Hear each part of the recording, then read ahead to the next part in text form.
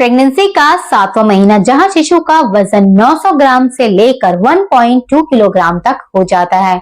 वहीं अगर हम बात करें शिशु की लंबाई की, 38 सेंटीमीटर से लेकर 42 सेंटीमीटर तक हो जाती है। प्रेगनेंसी के 7वें महीने में शिशु और मां के शरीर में बदलाव बहुत तेजी से होते हैं। प्रेगनेंसी का जो 7वां महीना होता है वो प्रेगनेंसी के तीसरे तिमाही की शुरुआत होती है, तो ये महीना बहुत ज्यादा इंपॉर्टेंट होता है। नमस्कार दोस्तों, स्वागत है आप सभी का बेबी केयर फैमिली पर। आज के इस वीडियो में हम बात करेंगे प्रेगनेंसी के 7वें महीने के बारे में। प्रेगनेंसी के 7वें महीने में माँ और शिशु, इनके शरीर में क्या बदलाव होते हैं, माँ को कौन कौन से टेस्ट कराने चाहिए, डॉक्टर के पास कब जाना है, क्या चीजें खानी है और आपके शरीर में क्या क्या बदलाव आ रहे हैं। तो आइए अपनी वीडियो को हम शुरू करते हैं। सबसे पहले हम बात करेंगे शिशु के शरीर में क्या क्या बदलाव हो रहे हैं। शिशु का वजन 900 ग्राम से लेके 1.2 किलोग्राम तक हो जाता है। वहीं बात करें लंबाई की, तो लंबाई 38 सेंटीमीटर से लेकर 42 सेंटीमीटर तक हो जाती है। शिशु के सर पर बाल और नाखून आने लगते हैं। इसी के साथ शिशु की जो किक है, शिशु की जो हलचल है, अब आपको पहले से ज्यादा महसूस होगी। इसी के साथ शिशु की सुनने की क्षमता पहले से ज्यादा बढ़ जाती है। इस समय आपको पेट पर हाथ रखकर शिशु के साथ बात करनी चाहिए, क्योंकि शिशु अब आपको अच्छे से सुन सकता है। बात करें शिशु के लंग्स की, तो शिशु के लंग्स अब और विकसित होने लगे हैं, मगर पूरी तरीके से विकसित नहीं हुए हैं। अब बात करेंगे माँ के शरीर में क्या क्या बदलाव आ रहे हैं। माँ के शरीर में पेट का आकार बढ़ने की वजह से पेट के निचले हिस्से में दबाव महसूस हो सकता है। फेफड़ों पर इस वक्त दबाव हो रहा है, जिसकी वजह से आपको सांस लेने में तकलीफ हो सकती है या सांस फूलने की समस्या आ सकती है। इस समय आपको अपने हाथों में और पैरों में सूजन दिखाई दे सकती है। इसी के साथ माँ को हार्टबर्न, एसिडिटी और कॉन्स्टिपेशन जैसी समस्याएं भी दिखाई दे सकती हैं। इसी के साथ थकान और पीठ में दर्द बढ़ सकता है। पेट का आकार बढ़ने की वजह से ब्लैडर पर दबाव पड़ता है, जिससे बार बार यूरिन आने की समस्या हो सकती है। 7वें महीने से हो सकता है आपकी नींद में आपको कमी लगे या परेशानी हो सकती है। इस समय भी आपको कुछ कॉन्ट्रैक्शन दिख सकते हैं जो बहुत हल्के होते हैं। जो कॉन्ट्रैक्शन होते हैं वो पीठ से होते हुए हल्के पेट की तरफ आएंगे और आपका पेट हल्का सा टाइट हो जाएगा। इस समय आपको बहुत हल्के कॉन्ट्रैक्शन दिख सकते हैं जो असली लेबर नहीं होते हैं। 7वें महीने में प्रीमेच्योर डिलीवरी का खतरा बढ़ जाता है, इसीलिए इस समय अपना खास ध्यान रखें। कोई भी समस्या आने पर तुरंत डॉक्टर से संपर्क करें। अब बात करते हैं इस महीने आपको कौन कौन से टेस्ट कराने चाहिए। नंबर 1, CBC यानी कि कंप्लीट ब्लड काउंट। इस टेस्ट से ये पता चलता है कि आपके शरीर में खून की मात्रा कितनी है, यानी कि आपकी एनीमिया की जांच की जाती है कि आपके शरीर में खून की कमी तो नहीं है, क्योंकि खून की कमी होने से आपकी प्रीमेच्योर डिलीवरी का खतरा बढ़ जाता है और शिशु को भी खतरा होता है। Number 2, blood sugar test. आपको जेस्टेशनल डायबिटीज तो नहीं है, ये चीज चेक करने के लिए आपका ब्लड शुगर टेस्ट किया जाता है। Number 3, urine test. इन्फेक्शन और प्रोटीन की जांच के लिए आपका यूरिन टेस्ट कराया जाता है। Number 4, thyroid test. प्रेगनेंसी में थायराइड टेस्ट कराना भी जरूरी होता है। Number 5, blood pressure check. Pregnancy के दौरान हमारा ब्लड प्रेशर कई बार हाई हो जाता है या कई बार बहुत ज्यादा लो हो जाता है, इसीलिए प्रेगनेंसी में डॉक्टर के पास जाके नियमित आपको ब्लड प्रेशर भी चेक करना चाहिए। आप चाहें तो ब्लड प्रेशर को चेक करने की जो मशीन होती है उसे भी घर पर रख सकते हैं और प्रेगनेंसी के दौरान आप अपना ब्लड प्रेशर घर पर चेक कर सकते हैं।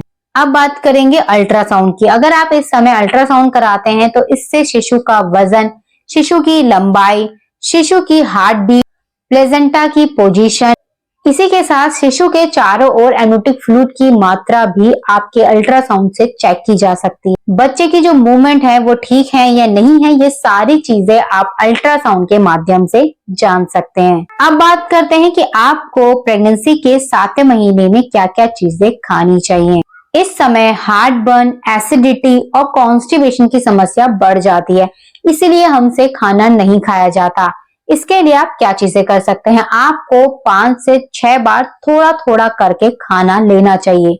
आपको पेट भरकर और एक ही बार में ज्यादा खाना नहीं खाना है, बल्कि आपको थोड़ा थोड़ा खाना 4 से 5 बार या 6 बार पूरे दिन भर में खाना चाहिए। नंबर 2, प्रोटीन युक्त आहार लें, जैसे दूध, दही, पनीर, छाछ, अंडा, दालें। इसी के साथ देसी घी को भी आप 7वें महीने से अपनी डाइट में शामिल कर सकते हैं। आप चाहें तो दाल में देसी घी डालकर खा सकते हैं, या दूध के साथ देसी घी ले सकते हैं, या रोटी या सब्जी में देसी घी ले सकते हैं। 7वें महीने से अगर आप देसी घी को अपनी डाइट में शामिल करते हैं तो नॉर्मल डिलीवरी के चांस बढ़ जाते हैं और शिशु के विकास में भी मदद मिलती है। नंबर 3, आयरन और कैल्शियम युक्त आहार लें, जैसे हरी सब्जियां, चुकंदर, गुड़, बादाम, मूंगफली, सफेद तिल, रागी, मखाने, अखरोट। कुछ बीज भी ले सकते हैं, जैसे सनफ्लावर सीड्स, आप पंपकिन सीड्स ले सकते हैं, मेलन सीड्स ले सकते हैं। इन सभी से आपको आयरन, कैल्शियम और ओमेगा 3 मिलता है, जो शिशु के मानसिक और शारीरिक विकास के लिए जरूरी होता है। सफेद तिल में कैल्शियम की मात्रा सबसे अच्छी होती है, इसीलिए आप सर्दियों में सफेद तिल के लड्डू बनाकर भी खा सकते हैं। इससे आपके शरीर में कैल्शियम की कमी नहीं होती। नंबर 4, पर्याप्त मात्रा में पानी जरूर। प्रेगनेंसी के दौरान आपको 8 से 10 गिलास पानी जरूर पीना चाहिए। प्रेगनेंसी के दौरान अगर आप सही मात्रा में पानी पीते हैं तो इससे शिशु के चारों ओर एमनियोटिक फ्लूइड में कमी नहीं आती और आपके शरीर में भी ड्राइनेस नहीं होती है और स्ट्रेच मार्क्स कम पड़ते हैं। नंबर 5, अपने खाने में नमक की मात्रा को कम करें। नमक कम लेने से आपका ब्लड प्रेशर कंट्रोल रहता है। अगर आपको हाई ब्लड प्रेशर की प्रॉब्लम है तो नमक कम लें। इसी के साथ अगर आपके शरीर में सूजन है तो भी आपको अपने खाने में नमक को कम करना चाहिए। Number 6, fast food, junk food, packet बंद फूड या बाहर का पैकेट बंद जूस, कोई भी चीजें आपको प्रेगनेंसी में नहीं खानी। अब बात करते हैं कि गर्भवती महिला को प्रेगनेंसी के 7वें महीने में कौन कौन सी सावधानियां बरतनी चाहिए। सबसे पहले आपको एक ही पोजीशन पर बहुत देर तक नहीं बैठना। अगर आप बैठे हैं तो आपको बहुत देर तक एक ही पोजीशन में नहीं बैठना। अगर आप खड़े हैं तो आपको बहुत देर तक एक ही पोजीशन में खड़े नहीं होना। आपको अपनी पोजीशन हर थोड़ी देर में चेंज करनी है। अगर आप बहुत देर तक एक ही पोजीशन में बैठेंगे तो इससे कमर में दर्द, पेट में दर्द और हो सकता है आपके शरीर में सूजन भी बढ़ जाए। नंबर 2, इस समय आपको सीढ़ियां भी धीरे धीरे चढ़नी और उतरनी चाहिए। सीढ़ियों पर आपको तेजी से चढ़ना और उतरना अवॉइड करना है। नंबर 3, ज्यादा वजन उठाना या ज्यादा भारी सामान उठाना आपको अवॉइड करना है। किसी भी चीज के नीचे झुककर सफाई करना आपको अवॉइड करना है, या भारी कपड़े धोना इस समय आपको अवॉइड करना चाहिए। नंबर 4, डॉक्टर की सलाह से व्यायाम जरूर करें। प्रेगनेंसी में व्यायाम या ध्यान करने से आपका मन शांत होता है और प्रेगनेंसी के दौरान होने वाला तनाव कम होता है। 7वें महीने से अगर आपने अभी तक वॉक नहीं किया है तो 7वें महीने से नियमित वॉक जरूर करें, वो भी 2 टाइम, सुबह और शाम। ऐसा करने से आपकी नॉर्मल डिलीवरी के चांस बढ़ जाते हैं। नंबर 5, 7वें महीने में अगर आपको कहीं भी यात्रा करनी है या ट्रैवल करना है तो डॉक्टर की सलाह से ही इस समय आपको ट्रैवलिंग करनी चाहिए। नंबर 6, इस समय आपको कोई भी दवाई बिना डॉक्टर की परमिशन के नहीं लेनी चाहिए।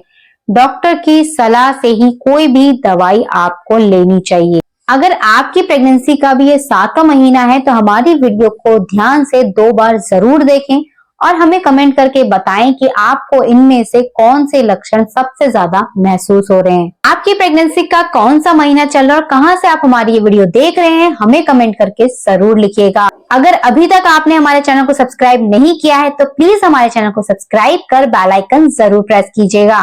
फेसबुक और इंस्टाग्राम पर अगर आप हमें पहली बार देख रहे हैं तो हमें फॉलो जरूर कीजिएगा।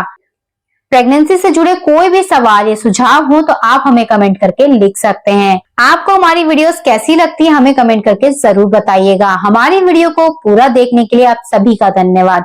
अगर हमारी वीडियो पसंद आई हो तो इस वीडियो को लाइक कर अपने दोस्तों के साथ शेयर जरूर कीजिएगा। मिलते हैं आपसे नेक्स्ट वीडियो में, तब तक के लिए अपना ध्यान रखिएगा। धन्यवाद, नमस्कार।